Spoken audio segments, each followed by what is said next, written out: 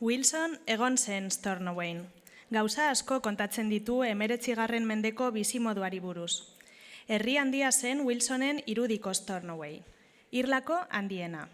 Hala ere, bertara joandako irakasleek zailtasun handiak izaten zituzten ikaslekin elkar ulertzeko. Aurrek gaelikoz egiten zuten hitz, eta irakasleek ingelesa baino ez zekiten. Wilson Stornowayn egon zen egunetan, gertaera arraro bat jaso zen.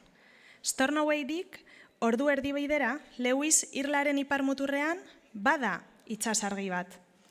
Arrantzaleak harrituta zeuden, konturatu baitziren itsasargiak egunez ere argi egiten zuela. Beldur ziren farozainari zerbait gertatu ote zitzaion. Itsasargira sartu eta farozaina hilik aurkitu zuten. Lapurreta bat itxura guztien arabera. Itsasargiak berak salatu zuen farozainari jasorikoa. Jabean gaixotzen denean txakurrak ulu egiten duenean bezala.